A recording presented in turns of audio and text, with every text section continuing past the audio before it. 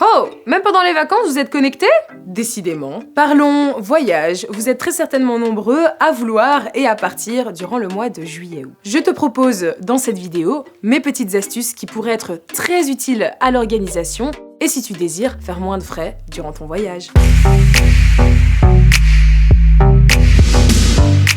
Disons-le franchement, on aime découvrir de nouveaux horizons, prendre l'avion, bronzer, se balader sur la plage. Alors certes, ça contribue à remplir ton feed Instagram, mais faut se l'avouer, ça fait mal au portefeuille. Ouvre bien tes oreilles parce que maintenant, je te balance mes petites astuces. Premièrement, choisis bien ta destination. Évalue le coût de la vie de l'endroit où tu vas partir. Certains pays, tels que la Thaïlande, font cher payer leurs billets d'avion, mais sur place, tu te retrouves avec un libre choix d'activités disponibles à des prix très abordables. Sinon, aller aussi loin n'est pas forcément nécessaire. Tu peux te prendre un billet aller-retour pour la Pologne à 65 € à partir du mois d'août. Peu importe là où tu iras, vise un endroit où le coût de la vie n'est pas exubérant, histoire de pouvoir te faire un max plaisir sur place. Deuxièmement, parlons de ton moyen de déplacement. Tu sais peut-être déjà où tu pars, mais pas de quelle manière. Si tu prends l'avion, je pense que tu connais déjà les différents sites qui existent pour pouvoir prendre un billet à un prix abordable. Peu importe le site internet, active simplement la fonction alerte au prix, histoire de rester au courant des derniers bons plans. Si tu disposes d'un budget réaliste, mais que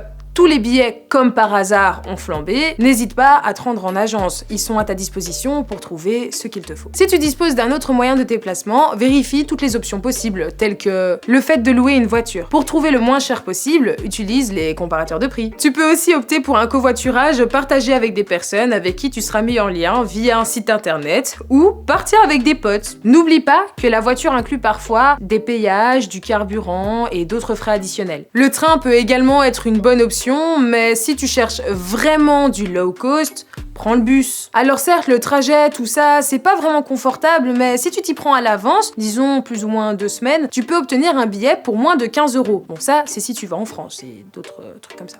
Et si tu regardes cette vidéo, je pense que c'est parce que tu cherches du moins cher, non? Maintenant, par rapport au logement, c'est toi qui vois. Tu as toujours la possibilité d'aller dans un hôtel max confort, dans une auberge de jeunesse si t'es près de tes sous, et d'aller louer un appart en bord de mer si tu fais partie des plus chanceux. Selon moi, l'idéal ce serait de partir avec un grand groupe de potes, louer un Airbnb et l'histoire est réglée. Ça te fait de la compagnie et en plus de ça, t'économises pas mal sur les frais de voyage, de logement et d'autres sorties. Mon dernier conseil serait que tu profites un maximum pour découvrir la ville et ses habitants. Essaye d'abandonner les restaurants super coûteux et privilégie des activités qui vont te rapprocher de la population et mieux connaître l'endroit où tu te trouves. Maintenant, si tu pars en vacances pour faire la fête, ça c'est autre chose. Et toi, que comptes-tu faire cet été? À la semaine prochaine pour d'autres petits conseils. Bye bye!